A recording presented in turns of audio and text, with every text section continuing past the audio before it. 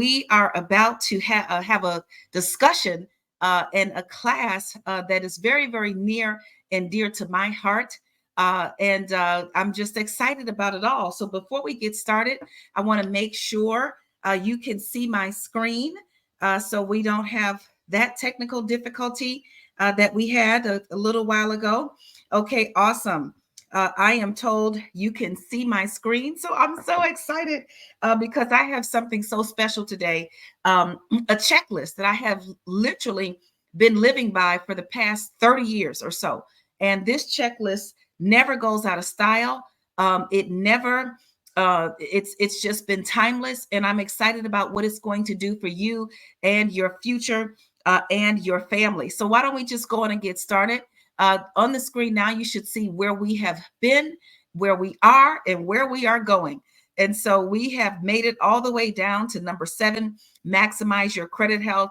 And I just have to say thank you so much to the Delta Research and Educational Foundation, to Toyota, and to everyone who's working behind the scenes to help this be great. And thank you to each and every one of you for showing up, and for showing up for yourself, showing up for your families, and showing up for your community. We're going to go on and just do a very, very quick review. So please do not attempt to copy or to write anything here because I'm going to go through these screens very, very quickly so we can get to the meat and potatoes of today's discussion. This is all about wellness. Literacy is not the term that we wanted to understand. Because literacy, in my mind, I think of it as literally the ability to actually read. But literacy can go to the next step with comprehension, with application. And so wellness, in my opinion, goes beyond literacy. It goes beyond knowledge. It moves into your mindset. And so according to Pfizer, wellness is the act of practicing healthy habits on a daily basis to attain better physical and mental health outcomes, so that instead of just surviving, you are actually thriving. And this definitely applies to our financial situation as well. So stair step number 1 was to spend less money. Hope you are still moving along, living by the 10, 10, 30, 50. The first 10% is tithing or giving. Listen, the holidays are upon us. So that 10%, you may need to put that away, because if you want to buy Christmas toys or Christmas gifts, or if you're into, feeding everybody for Thanksgiving or for the homeless. As a matter of fact, we are going to have a huge, huge, huge Thanksgiving drive. And so I'm going to put an extra 10% away just for that, so we can help feed the homeless for Thanksgiving here in the Los Angeles area. So that first 10% is for tithing or giving, 10% for saving, 30% is for your incidentals like groceries, gas, hair, nails. If it doesn't fit, get rid of it. The remaining 50% stays in your checking account for your bills. And if you don't have enough money, subtract. And if you have more than enough money, it's time to get rid of your debt so that your money can start to work for you. Okay. And stair step number 2 is to get more money. So 1 is to spend less money. Now you have a little more money in your pocket, but maybe that's not enough. Well, you got to go and get more money, because one stream of income is hazardous to your wealth. And you want to think about, as you come upon the new year, you want to do something new and different. Think about the 4 areas of income: employee income from the job you work, self-employment from your home-based business, business income from a system that you're able to franchise, and now you get to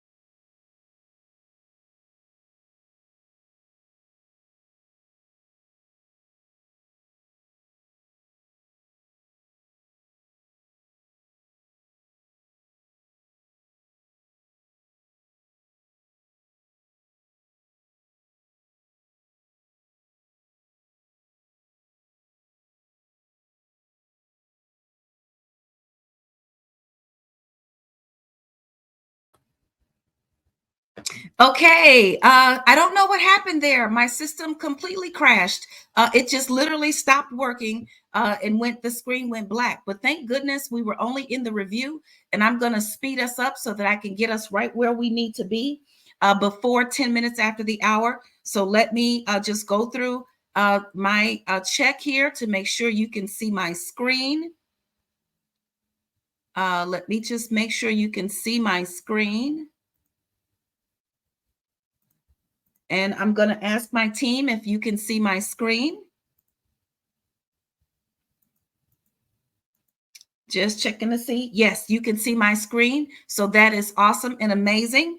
And here we go. So we were just reviewing very quickly. We are here at week number 7 for our financial health and wellness journey that we are taking together. And stair step number 2 is to get more money, because one stream of income is hazardous to your wealth. You want employee, self-employment, business income from other systems that you can leverage using other people's time, and then investment income, money that works and just comes in. Stair step number 3 is to get your money back. Start a home-based business so you can increase your cash flow and minimize your taxes with access to hundreds of deductions, like your cell phone, like your gas in your car, your mileage when you take a business trip. All of these things are tax deductible. I am going to the regional retreat for my region, for my organization. And it is a business trip for me. Yes, I'm going to talk about money. I'm going to do individual consultations. And yes, I'm still going to enjoy the entertainment, but my purpose is for business. So those are the things you want to start to think about, because yes, you want to spend less money. You want to get more money, but who doesn't want to get their money back? If somebody is passing out money I already spent, I want to go and get it. So stand in line, get out of my way, because I want to get it back, and you should too. Stair step number 4 is to make your money grow, because money will work harder for you than you can work for it. You want to think about your IRA, and if you're self-employed, you can do a 401k if you're employed, but if you're self-employed, you can open a solo 401k, and you can be in a position to save hundreds of thousands of dollars, but more importantly, be in a position to be well over 7 figures by retirement. Okay, let's think about it. If you're 40 years old and you're making a decent salary, and you decide to put some of that salary into your 401k, your solo 401k, you'll have $3 million in 20 years. Okay. And the beautiful thing about it is you can borrow from yourself and pay yourself back. Stair step number 5, protect your wealth. Make sure that you are looking at your life insurance, your business, disability, and key man insurance, pension, long-term care, and your estate plan.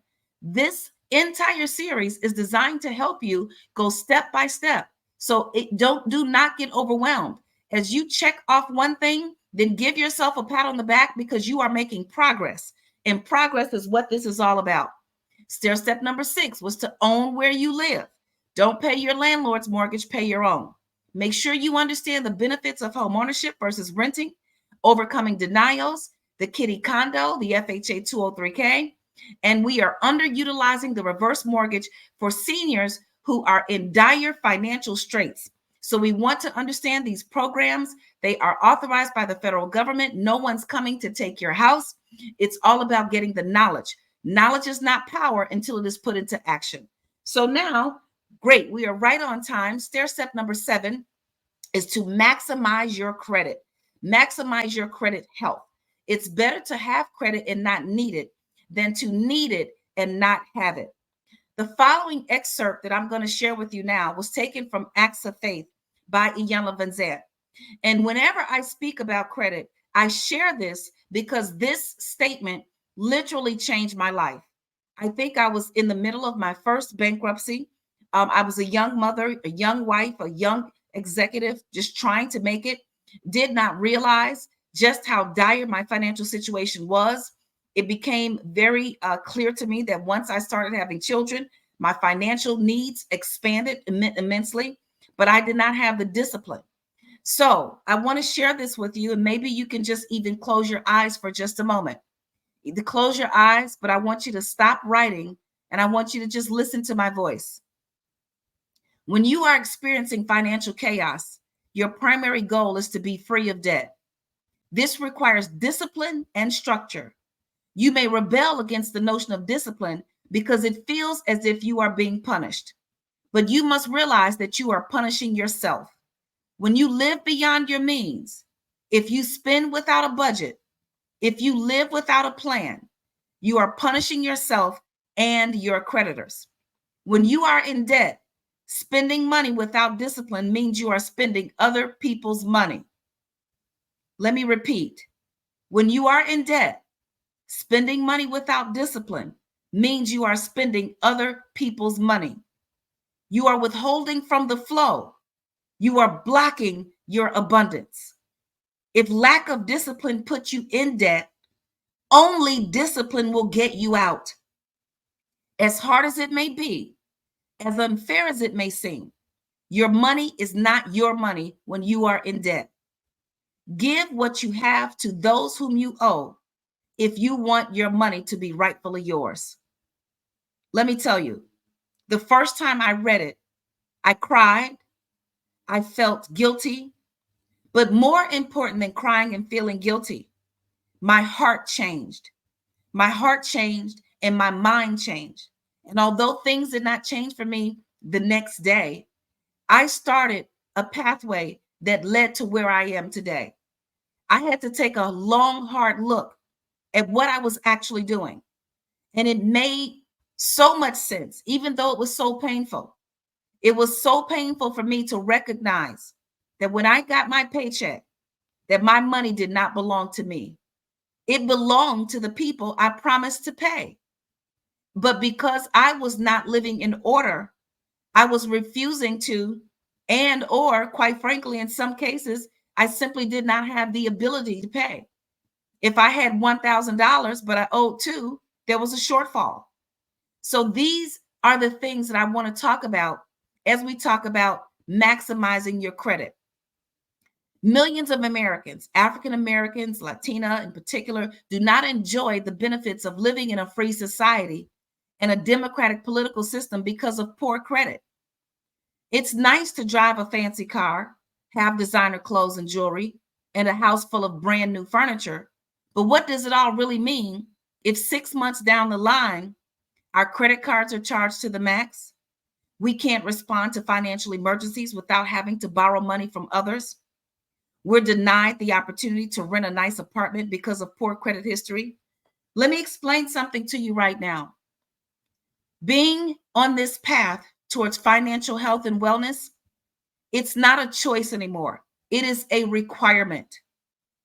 Earlier this year, I started doing emergency webinar alerts because the credit system has changed. It is more difficult for some people to rent a nice apartment than it is to buy a home. Let me repeat. It is more difficult for many individuals to rent a nice apartment than it is to buy a decent home.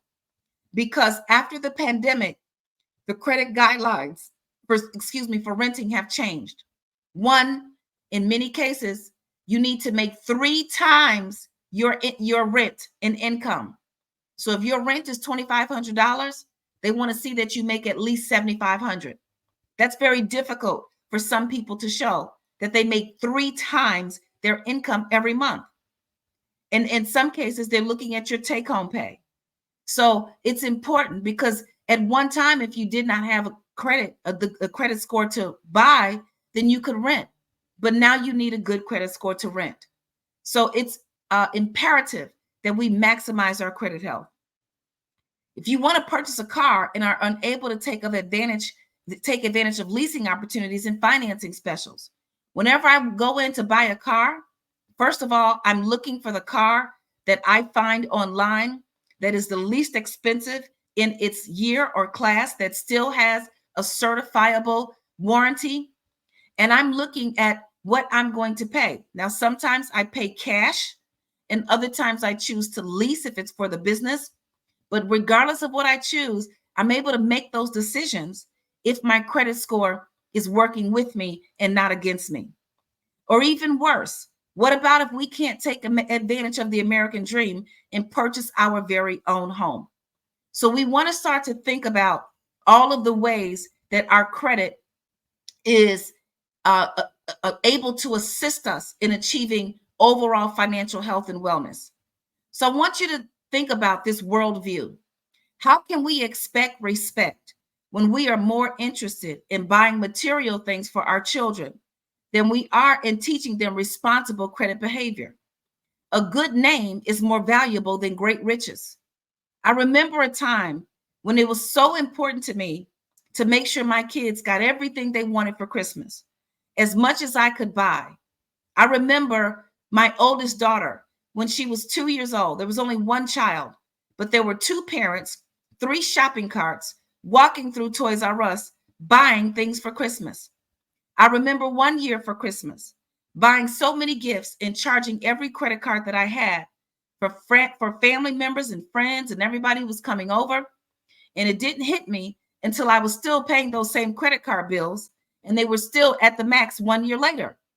So at that, the next year, I didn't have any credit to buy anything for Christmas because I'd used it all up the previous year, and the people had gotten the gifts and probably had forgotten about me. Credit concept. Consistent financial responsible habits warrant respect, social stature, and economic power. So if you want respect, if you want social stature, if you want economic power, let's start to line that up with good financial habits. They say a mind is a terrible thing to waste. I say a healthy financial heart is a terrible thing to throw away. You want to be in alignment with what you know is right in your own heart when it comes to maximizing your credit health. Does this mean we should hoard thousands of dollars in the bank and dress in rags? No. It simply means if we work hard, we deserve to play hard. If we pay our bills on time, if we save for a rainy day, if we take care of our needs first, then there's nothing wrong with satisfying a few wants. There's nothing wrong with that. So let's look at life rule number 1.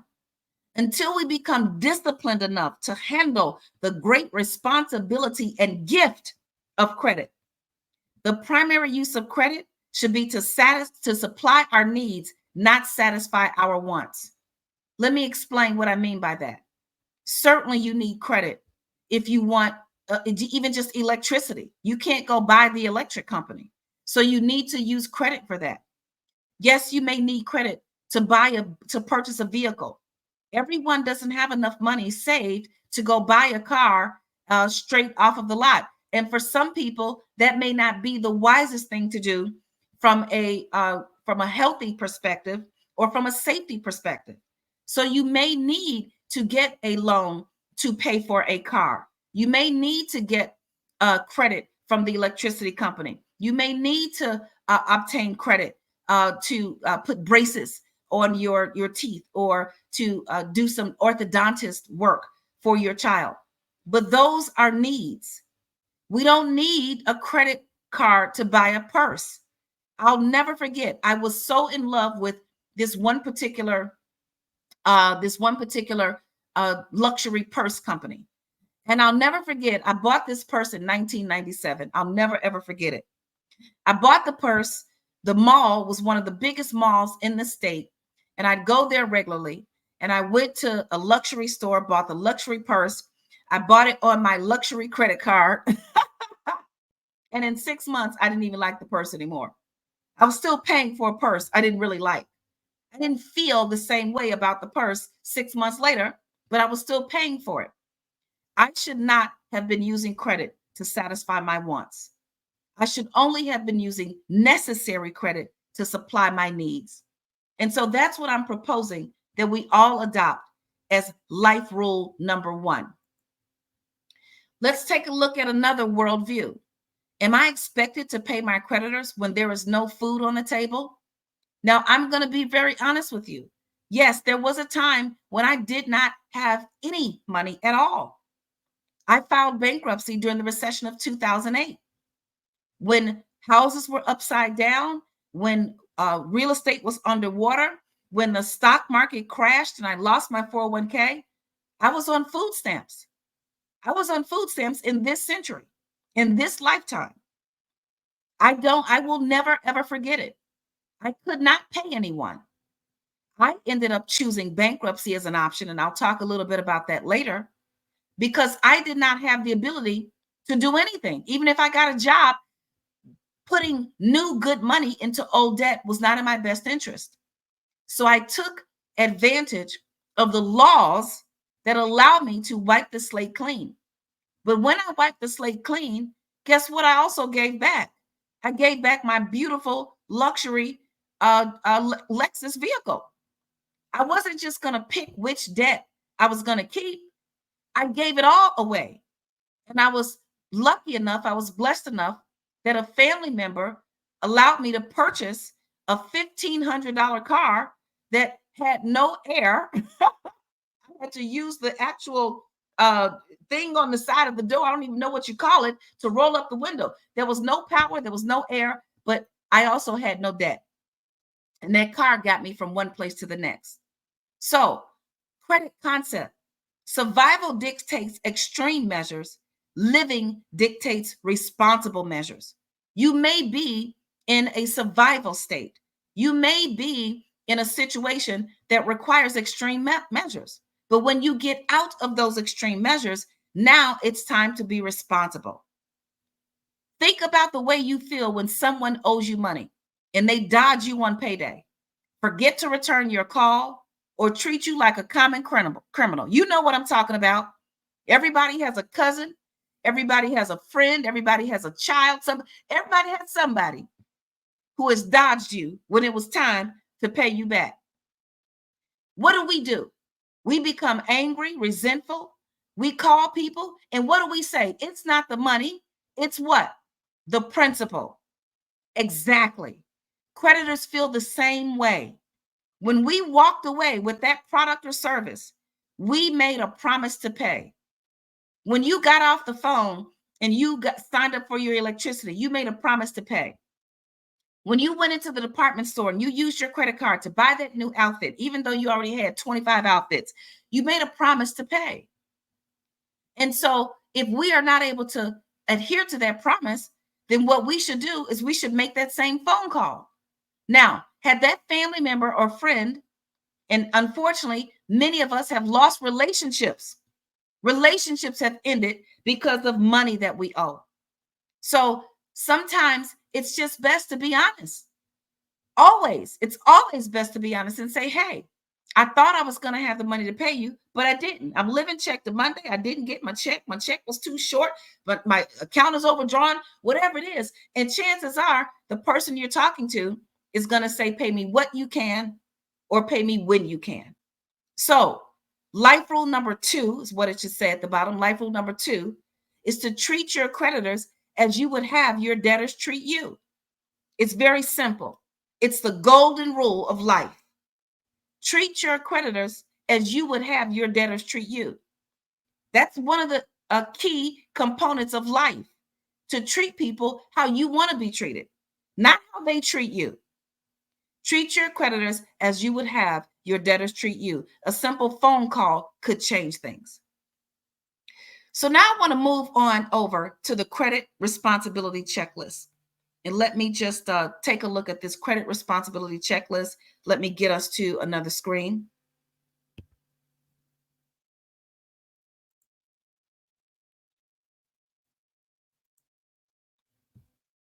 I want to get us to another screen for the credit responsibility checklist. Okay, I want to make sure my team can confirm with me that you can actually see the credit responsibility checklist on the screen. Let me just see. Thank you for your patience as we make sure we have all of our technical things in order. Okay. So 1, here's how you respect and protect your credit. Number 1, check your credit reports at least once a year to ensure that accurate information is reported. Now, I'm going to take it a step further. I check my credit every day. You can go and get a free credit report at TransUnion, Experian, and Equifax. Each credit report should arrive within 10 business days of your request. And you can also take a look at the the electronic options. Many of them can be delivered to you right away. I also sign up for a credit monitoring service, and I get that service through myfico.com. Myfico.com is the way that I guarantee that my credit score is exactly where it's supposed to be. So if I'm applying for a mortgage, I want to be sure that my mortgage credit score is sufficient in order for me to be able to go into the bank and get approved. The only place to get a true credit score is at myfico.com. You can get all three of your credit scores. You can choose the monthly monitoring service, or you can get it once a quarter or once a year, pay the $35 or $40, and then cancel the service. But not only do I look at my credit report every single day, I also look at the credit reports of my children and my husband.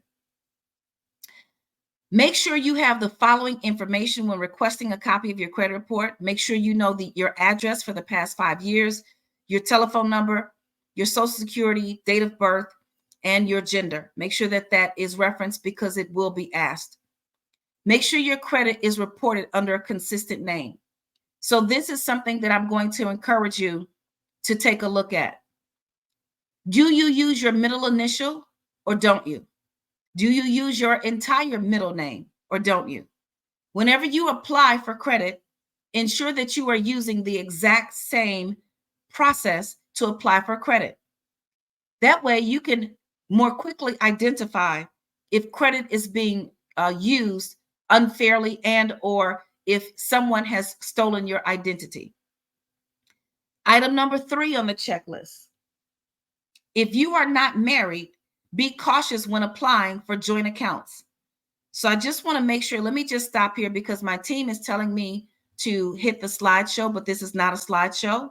So I just want to make sure my team can see item number 2 or item number 3 on the screen. Please let me know yes or no. Okay, so you cannot see item number 2 or 3 on the screen. Can you tell me what exactly you see on the screen right now? Can you send me a screenshot?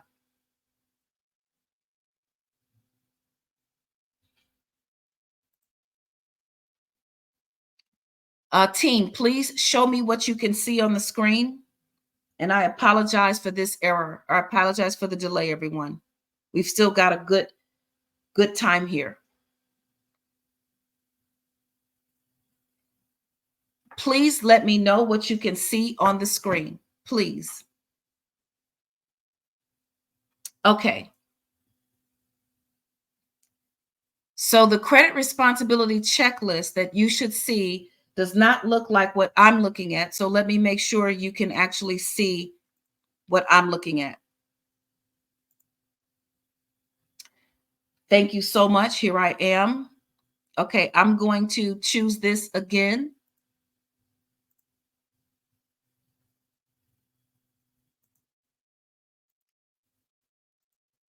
Okay, now do you see the credit responsibility checklist? And it says number 1, TransUnion, Experian, and Equifax. Do you see that now on the screen?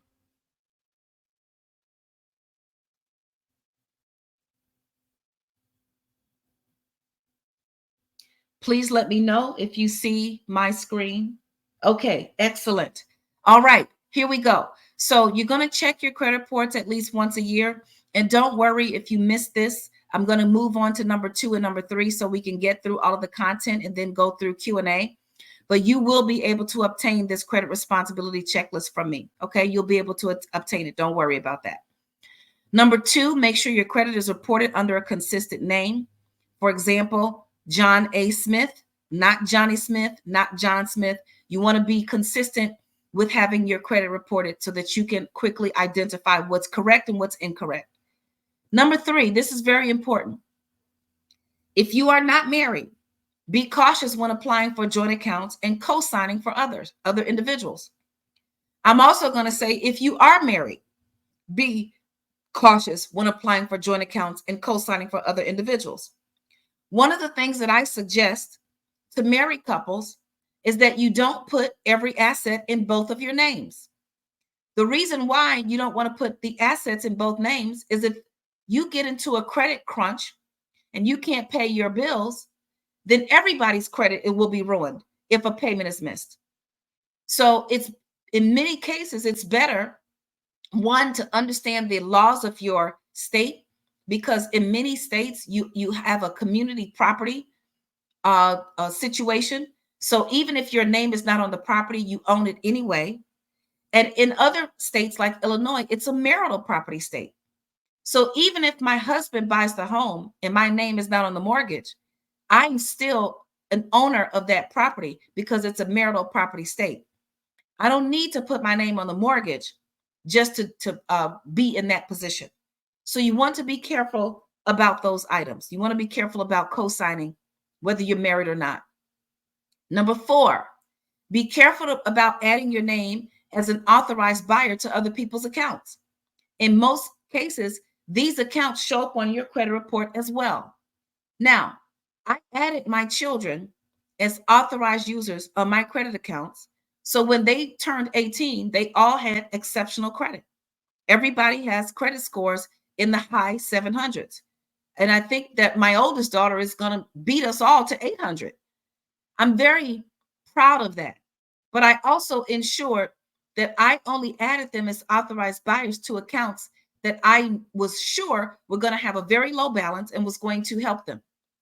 If you are an authorized buyer on someone else's account, if they don't pay that credit card, it's going to impact you.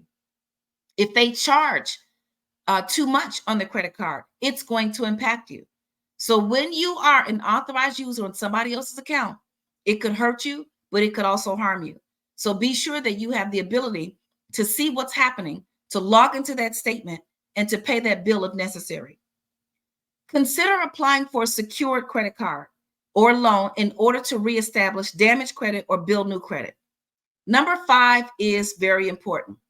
So if you have, unfortunately, if you've had past credit issues, you want to reestablish credit, but you also want to reestablish it through a reputable entity. And although I do not often share individual names of companies, I will share that today. If you are applying for a secured credit card, you may want to take a look at Bank of America. They do offer a secured credit card. You may also want to take a look at Citibank. Citibank offers a secured credit card. And Discover. Discover also offers a secured credit card. You'll send $1,000 or $1,500 or $500 or whatever that number is, and they will issue you a credit line. What I love about these 3 entities is when they show up on your credit report, other future creditors look at you as if you have reputable credit. These are higher end credit lines. Every credit line is not created equally. So there are some second and third and fourth class banks, but those banks do not necessarily show that you are a good credit risk. As a matter of fact, there are some banks and some secured credit cards. I'm going to tell you, if someone sees it on your credit report, they're going to know that you had bad credit, or they're going to know that you had trouble. But when they see Bank of America, major lenders like Bank of America, Citibank, and Discover, then they say, oh, you have reputable creditors, and so we want to be a part of that. The reason I named these entities is because they are the 3 mainstream entities that I am aware of. I do not know if Chase has a secured credit card. The last time I checked, they did not. I do not know if some of the other major banks, but you can always reach out to your institution to find out if they offer a secured credit card. But these are 3 of the mainstream entities, and they look good on your credit report. I'm just going to keep it as simple as that. Okay. If you are married or plan to be married, try to avoid getting joint accounts for miscellaneous credit cards. The smallest bills are often the ones we forget to pay. In addition, in a time of financial crisis, it's good to have at least one person's credit open and available. I said this earlier, and I'm reiterating it again. on your credit responsibility checklist. So this is very important. I remember being in financial trouble. I pay the $100 bill, but then I wouldn't pay the $20 credit card bill. And that $20 credit card bill was showing up 30 days late, 60 days late, 90 days late. I was ruining my life over $20. Okay. So you have to pay all of those bills that are showing up in your credit report. And for some of you, even your utilities may show up on your credit report. So you want to make sure that those things are taken care of. Number 7, if you buy something on credit today, think about how you are going to feel if you are still paying for it 6 months later. Now, I bought a house a few years ago. I love paying my mortgage every month. But that purse, I was so irritated with myself. I was so irritated with myself for buying that purse and still having to pay for it and not having enough money. So that's something you want to think about. It will change your mind. I'm telling you, there are times when I walk into a store or I pick something up and I'm so good. I travel a lot with my celebrity clients and my celebrity business partners, and I'll be in the store in the airport, and I'll go to one of those stores that sell all the electronics, and I'll see something that I want. I'm a fanatic for buying new cords and a new charger and a new this and a new that, and sometimes I'll pick it up and I'll say, you know what? If I still want this when I come back through this airport, then I'll get it. Most of the time, I do not. So think about what you're buying and think about how you're going to feel about it later. Get a bank card in your name and keep a savings or a checking account in your name. I'm going to tell you, there are people out there who say you do not need any credit. There are people out there who will tell you, live debt free, don't ever use a credit card. I'm going to tell you, I disagree. It's much better to have credit and not need it than to need it and not have it. And if you are using a debit card for everything, you are not getting points.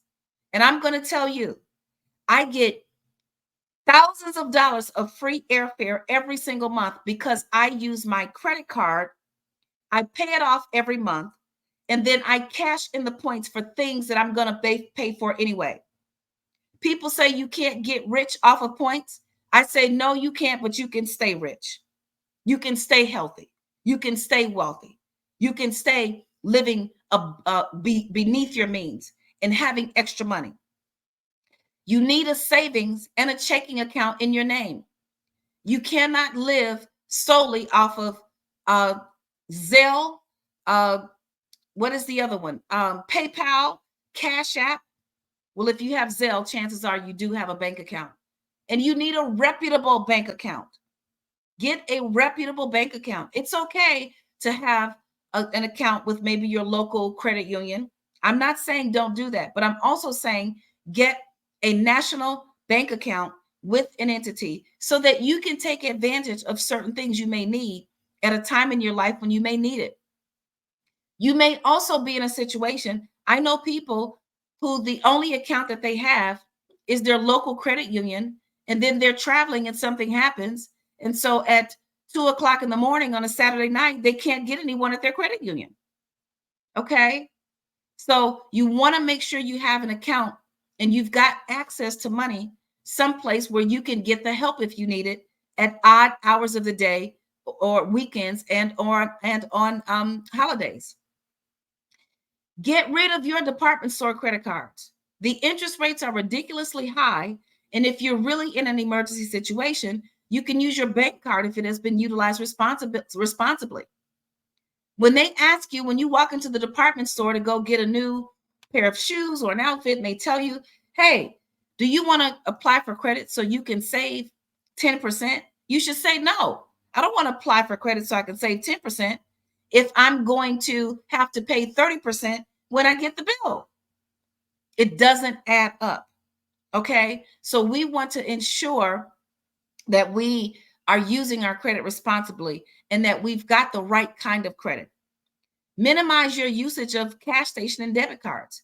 They represent an endless supply of money that may or may not be available for reckless spending. That's why I said in the 10, 10, 30, 50 to put that 10%, put that 30% on a separate debit card. It should not be on the same debit card as your bills.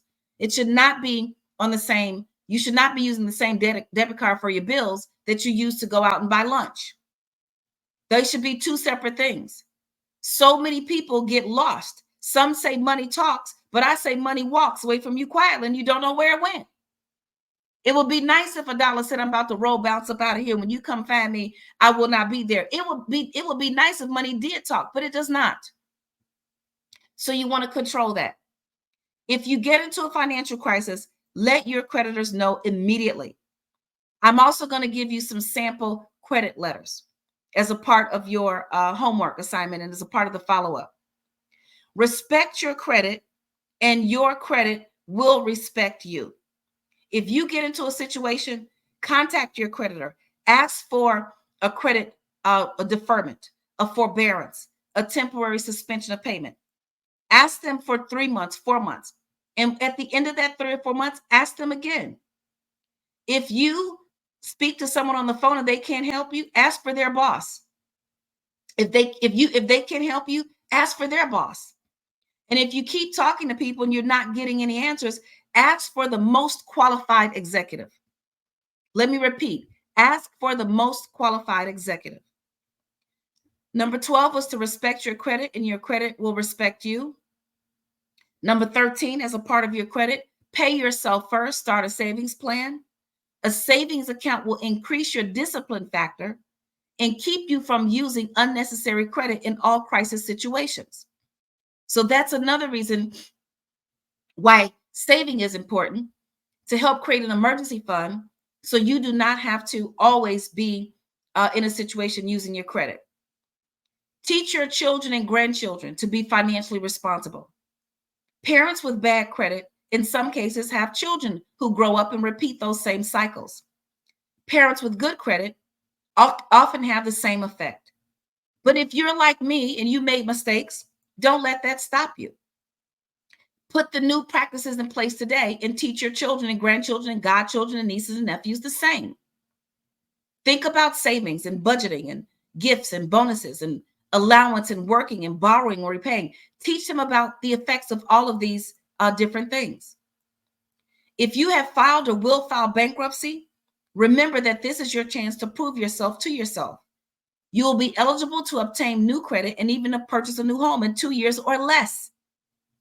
People who file bankruptcy and recover are much better off than people who keep bad credit for 5, 10, 15 years.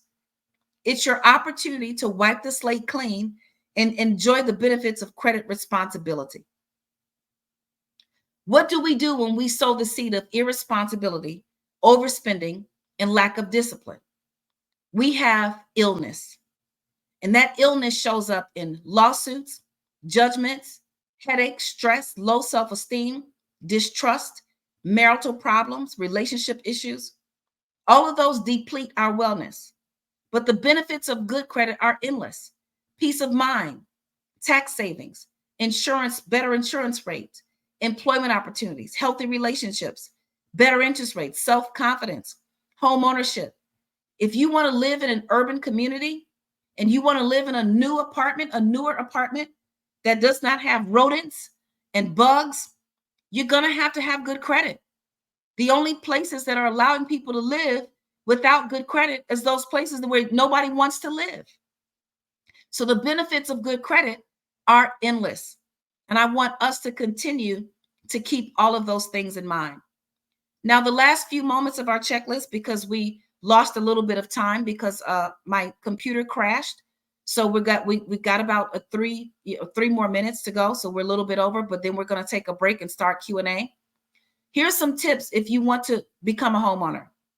Pay off all of your past due bills, collection accounts, and judgments. Pay them off. Pay your rent and car note on time each and every month. Pay off your credit cards and throw them away, but don't close the account. If you close the account, it may negatively impact your credit score, but don't use them anymore. Cut them up and have a burial service for them. Pay your utilities, especially the smaller ones, on time each and every month. NICOR it's a gas company, that's on your credit report.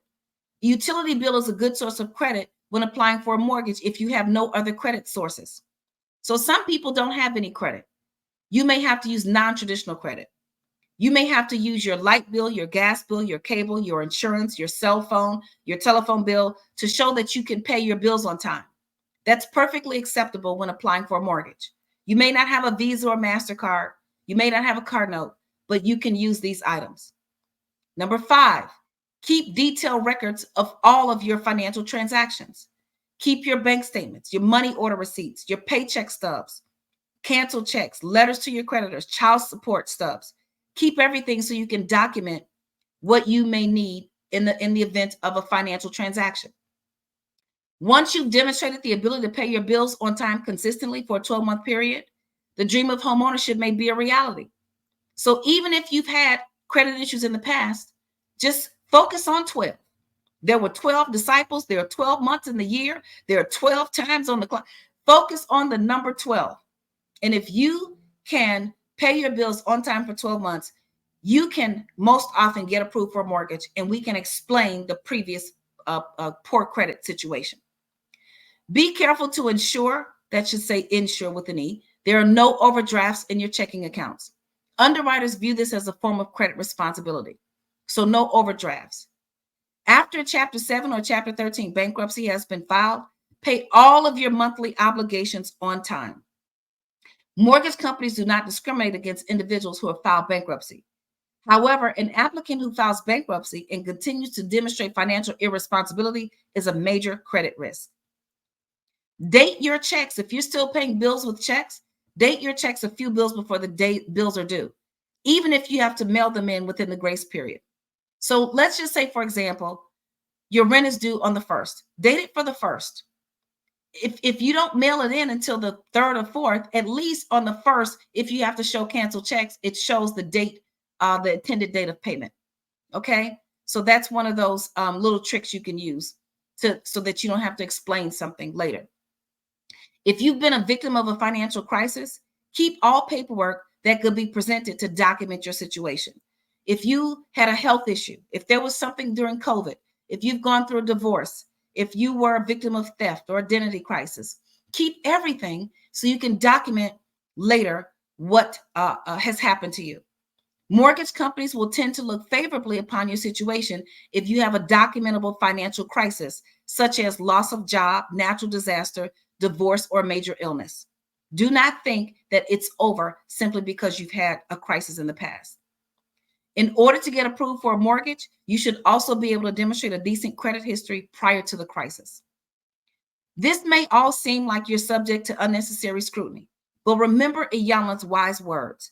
If lack of discipline puts you in debt, only discipline will get you out. In addition, although we have all fallen short at some time or another, the beautiful thing is that there's always a second chance. Use your second chance wisely. Okay, so this ends our presentation for today. I'm going to turn it back over to our moderators and organizers, and then I'm going to come back for Q&A.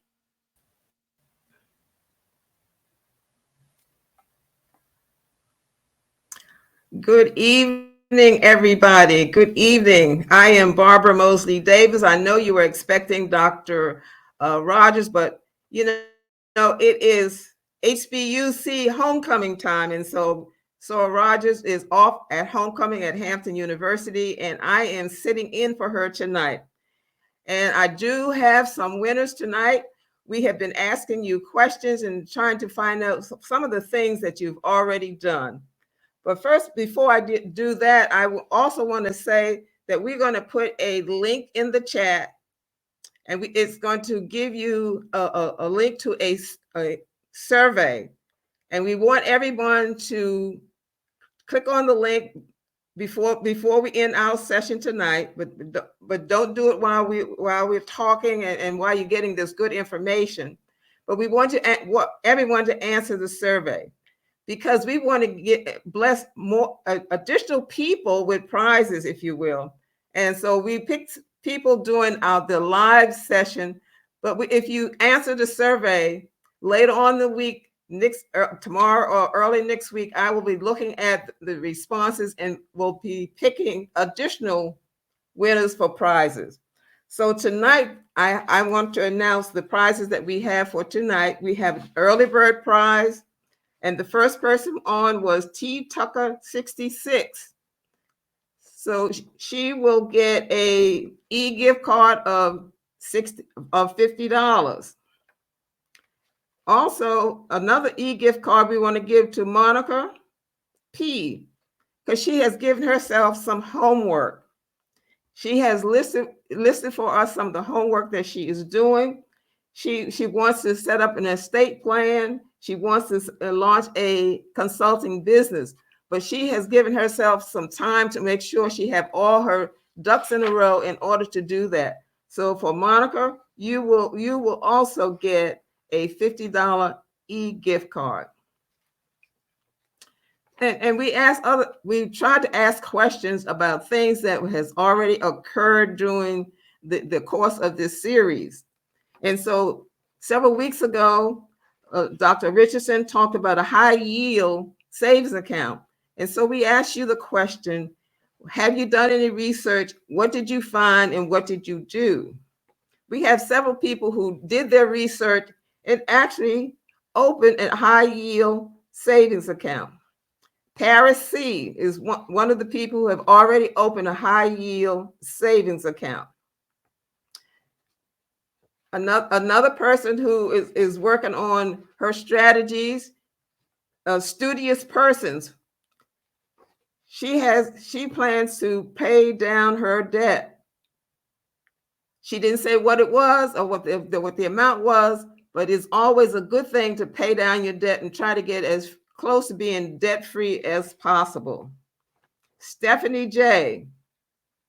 She plans to open a 4.3% high yield savings account. So she has also done her work. In addition to that, she plans to do some work on setting up her estate plan. Now, we also wanted to find out anybody who had already started their home businesses. Grace L., she has started a business called Crafty Creative Design. So we're going to send you also, not a gift card, but these people that I'm naming now, you will get a book that's relevant to tonight's topic. And that book is called Credit Score Mastery. And that will be sent from Amazon through the office at the DREF office. The last name that I want to share with you who has won a prize is Anitra C. She has adopted the strategy to pay her bills once a month. And so we want to thank each and every one of you for being on. We want to thank you for sharing what you've been doing, and that the information that Dr. Richardson is sharing with us is sitting well with you. I can see from the comments that the many people are sitting coming in early with pen in hand, waiting for the great information that Dr. Richardson has given us over these 7 weeks. We got one more week to go for the information that she's going to share on the journey, and we have 2 weeks to go to answer all questions that you may have in the next 2 weeks. So make sure you put on your calendar that you have one more week. Next week is going to be adopt a given mindset, because you have now created this wealth for yourself, and you wanted to share with your church, with your community, with people who are less fortunate than you are. So next week's topic is adopt a giving mindset. And the weeks 9 and 10 is going to be the question and answer session. So with that, I will turn it back over to the tech team and say thank you and good night. But I will come on in the end and say good night for sure. And thank you so much, Dr. Richardson, for all the work that you are sharing with us, because we all need something. Even those of us who think that we know something, we always can learn something more. And I think I have done that during these past 7 weeks that I have been sitting here and doing this for DREF. Thank Well, you, and I'll see you later. yes, thank you so much for being a part of the team to select me to do this. It is an honor. And when we first started talking about this, I said I was going to share some things that people probably didn't know, lots of nuggets. And so to hear you say that you're learning something, it makes my heart smile. So thank you so much. I've opened up that high yield account myself. I love it. I love it. I Good. love it. Okay, so I'm going to go on over here to Q&A. So let me just get my screen ready for you. I've actually got to do something before Q&A. I have to tell you what your homework is. So, you should be able to see my screen now. And I just want to confirm that you can actually see my screen. I'm going to go all the way down to where we are for homework. And I'm going to ask my team if you can see the homework on the screen. Because for whatever reason, I can't see the screen and myself. So I can't see what you see. I can only see my screen and that's it. So this is awesome. This is great. So your homework assignment is to order your three bureau credit report. I apologize. It should order your credit 3 bureau report. I guess that's fine too. So you can do that at myfico.com. That's what I recommend. If you cannot afford to do that, or if it's not timely for you right now, make that a goal that at some point you will actually get your 3 bureau credit report. The reason why I like the 3 bureau credit report is because you get to see all 3 credit bureaus on one document. You get to see what each is reporting, so you don't have to go look at them separately. You can see the columns, and if somebody reported you late or if somebody didn't report you at all. But more importantly, you can look at that credit score. And when you get your 3 bureau credit report at myfico.com, you will get your FICO scores, but then you will also get the FICO score for a car loan. You'll get the FICO score for a mortgage. You'll get the FICO score for a credit card. This is very important. For those of you who are starting your businesses and you decide that you need a line of credit to support your growth in your business, before you apply for credit, you want to know what that score is. And you don't just want to know what the score is that you get on. There are literally dozens of free credit scoring services. You may see them on social media. You see them in the news. I'm not going to say any of them because I don't want to discount any one of those services. What I am going to say to you is that in my 30 years of doing this, the only place that I can go to get a score that I know is guaranteed to be the score that the creditor is going to see, that's at myfico.com. Okay. So that's what you want to do for that. I'm also going to add to the homework. Well, yes, I'm going to add to the homework, and I'm going to ask you to go through the credit responsibility checklist. That will be made available to you, and it will be on the website at deltafoundation.net. Okay. It will be made available. It will be on the website at deltafoundation.net. It'll be a part of the documents that you can see when you look at the replay for today's session. And then you can also go to lynnrichardson.org, my free community group, and you can also get it there. And you can also engage and ask questions. So let's get ready for Q&A. Let's go on and get started.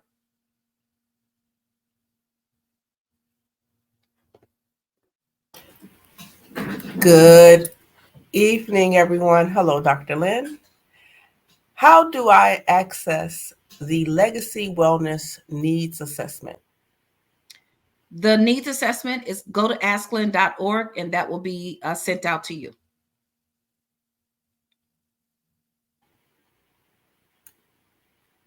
What are the best options to pay down credit card debt? The best options to pay down credit card debt. I'm not exactly sure the context of the question, so I'm going to answer it the best way I can. And if this answer is insufficient, please feel free to submit that question and restate it so that I can clearly identify what it is that's being asked. The best option for paying down debt is to pay it. I'm not exactly sure what other way to do it. It's to, actually contact the creditors and set up a payment plan and to pay those debts. The second thing that I would say to that is using the debt snowball method. So take the credit account with the lowest balance, pay that off with any extra money you have. So if you were used to paying $100 a month on that credit account, and now you have an extra $200, pay $300. You'll pay that credit account off in a short amount of time. Once you pay that off, you're going to feel happy. You're going to feel wellness. You're going to feel successful. So now you take the $300, because you had $200 extra dollars that you were adding to the 100, take the $300 and now add it to your next account with the lowest payment. Now, every month you still need to make all the payments, but you're going to put your extra money into the lowest account, the account with the lowest balance. That's going to help you get some wins and make you feel confident and strong. So that's how I recommend you go about in terms of the best option for paying debt. If that is not sufficient, please ask that question again and be more specific with the request. Thank you. What is the best way to get business credit without using your personal credit history? One of the best ways to get business credit is to have a business, and to have a business that is actually producing something. So when you have a business, and it's one of the things that I teach in how to build business credit, it's one of the courses that I teach in New Wealth University. But one of the things that I say is you can get business credit if you have a healthy cash flow. Let's say you sell books, or let's say you do online classes, or let's say you've got, beauty care orders coming in consistently, and you are using PayPal, or you're using Shopify, or you're using Square. You're using one of those services to manage your orders. First of all, you want to use one service. If you have a business, you don't want to send to everybody and say, you can pay me via Zelle, Cash App, Venmo. No, you want to actually send them a link so they can make that payment via a link on your store. And when they make that payment via PayPal or what have you, you've got 2 or 3 ways to use that payment history and use your sales history for future credit. Shopify gives capital advances. Square gives capital advances. PayPal gives capital advances, as well as there are organizations that will give you a capital advance. Now, at this point, they're going to look at your bank statements, which is why it's very important. Remember, I said to make sure you have a bank account. Do not receive your money via Cash App and then spend that money from Cash App. Cash App cannot help you get credit. If you receive money from Cash App, transfer the money to your checking account. If you receive money from from Venmo, transfer the money to your checking account. If you receive money from PayPal, I know people who receive money from PayPal and then they use their PayPal credit card to pay whatever they're paying. No, transfer that money to your checking account. So now you've got multiple ways to show cash flow, and your bank account is one of them. But that's one of the best ways to build your business credit without necessarily using your personal credit. Now, they will look at your credit score in some cases. So that's why you want to do both. I don't know of any creditor that will only look at your business credit and completely ignore your personal credit. One of the things that I do is when I buy a car, I never buy a car in my personal name. It's a business expense. I walk in there with my articles of incorporation, my EIN for my business, and the car goes in the business name. The car gets paid with the business account. The insurance is in the business name. So it's a tax write-off. I'm able to document things, but they're still looking at my personal credit to determine what my interest rate is going to be for the business lease. So you want to keep all in mind. That's an excellent question. Thank you for asking it.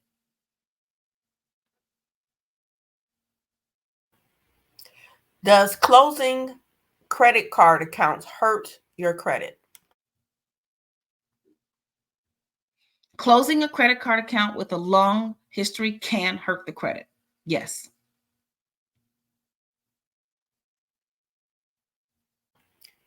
If you already have one credit card and trying to reestablish credit, should you also look for a secured credit card with one of those entities?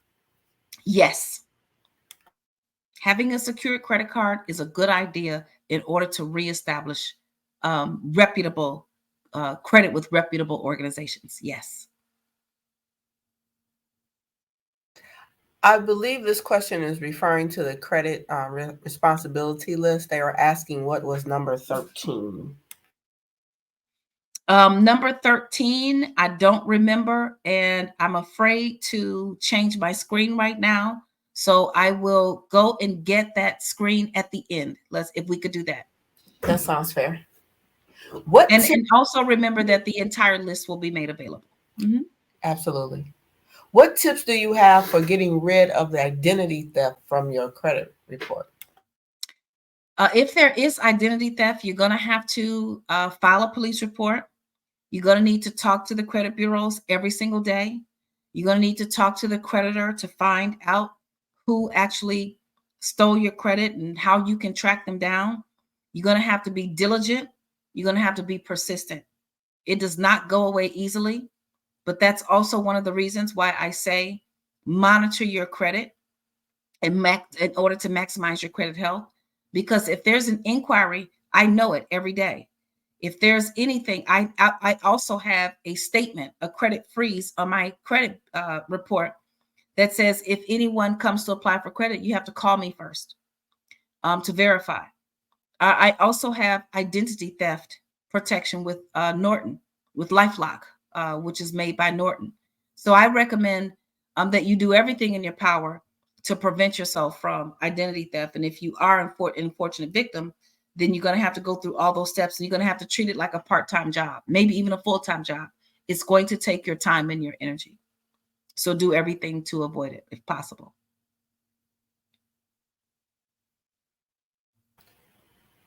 Okay, I think we've answered how do viewers get the checklist. You're going to be again on deltafoundation.net and at the lynnrichardson.org Yes. Group. Okay. Thank you. My lease is ending. It has been a good arrangement with no maintenance over nearly 3 years. What factors do I consider in getting a new lease or purchase the car that has served me well? The factors to consider is the car that you already have. If that's been good for you, then if it's not broke, don't fix it. The second factor to consider is to do actually research and find out which cars have the longest life with little repairs. There are certain cars that are very well known for staying around for a long time, that drive very well into 2, 3, or 400,000 miles if it's going to be a lease. So I'm always going to say research and allow history to be a good indication of your future.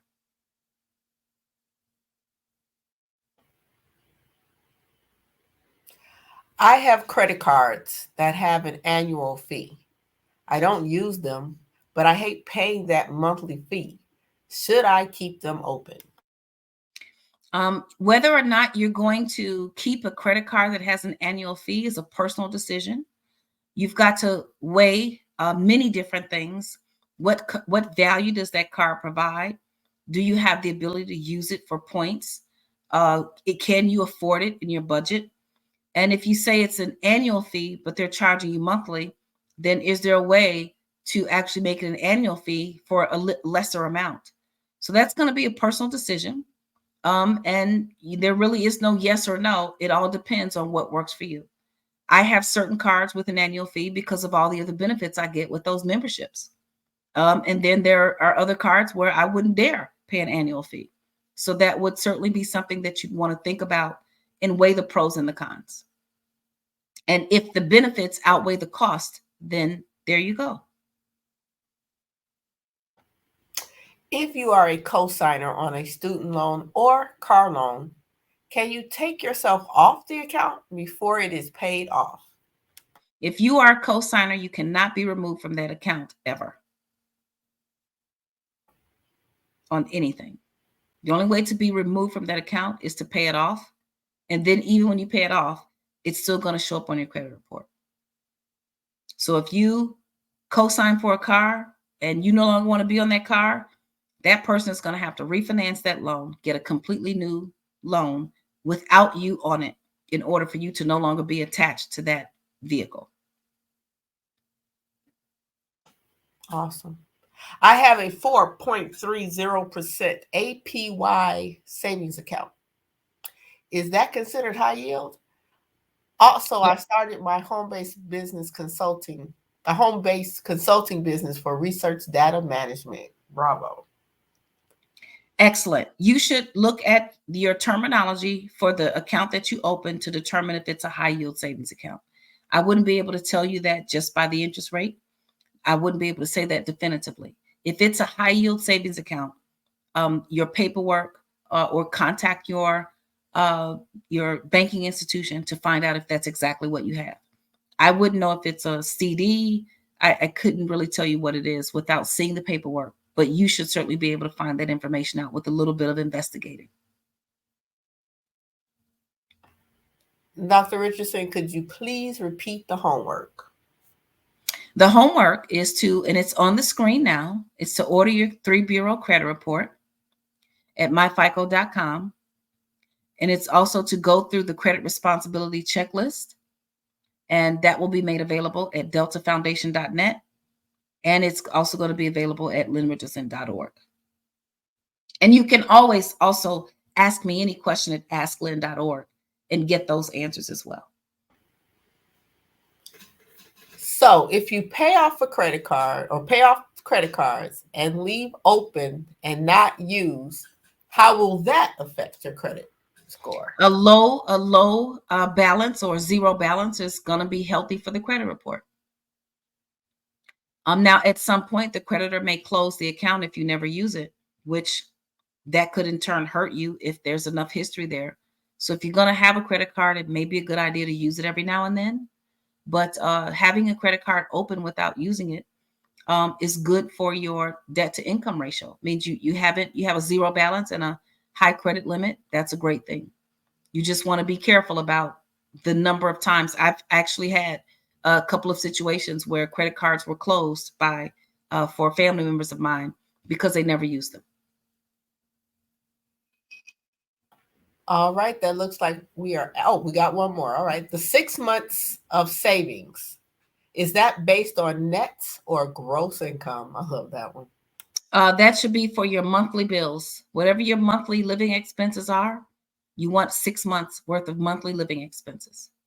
So if you want, if your monthly living expenses for all of your bills and groceries and gas and everything else that you do, if that's $3,000 a month, then you need to eventually get to the place where you've got an $18,000 emergency fund. This is a great opportunity to learn how to build generational wealth. Is it possible to compile the information, homework, and workbooks for purchase to use in our communities? It absolutely is possible to do that. And we will provide more information about that by the end of session 9 or 10. Thank you for asking. That's a great question.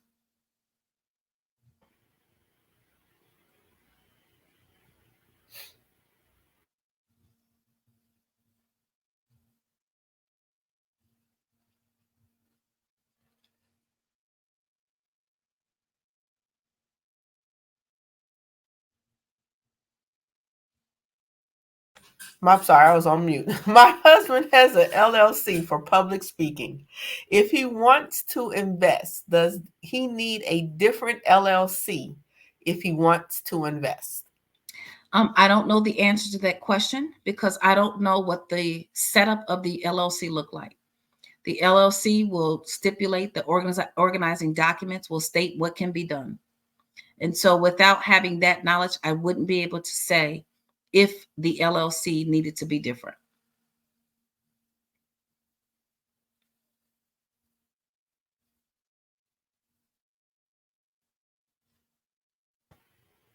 Okay. All right. I think we have reached the end. Okay. All Well, right. we are excited. I cannot wait. Please don't underestimate next week. Next week is Adopt a Giving Mindset. I think it's going to blow your mind. It's going to be just as powerful with just as much powerful information and things to add to your wellness toolkit. And I am excited about it all.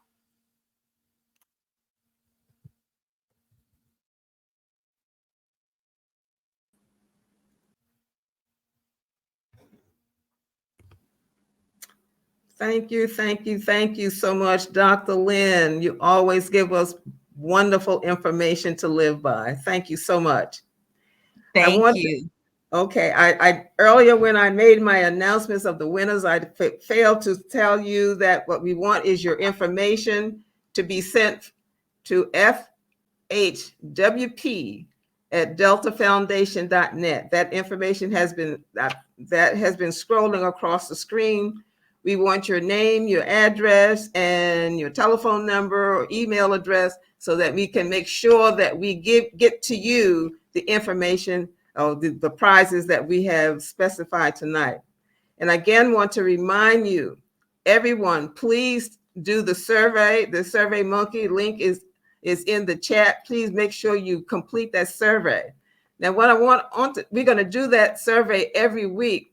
And from that survey list, we're going to pick winners. So if you don't get picked next week, you might get picked the week after that. So we want to make sure that you get to do that survey. Do it every week, starting tonight, next week, and doing the Q&A. And I will be selecting 50 people to get a prize. So make sure that you do that survey. And I thank you so much. And our tech team, they will put some information up on the screen. And I will say good night, and I'll see you next week because I'll be in the chair again.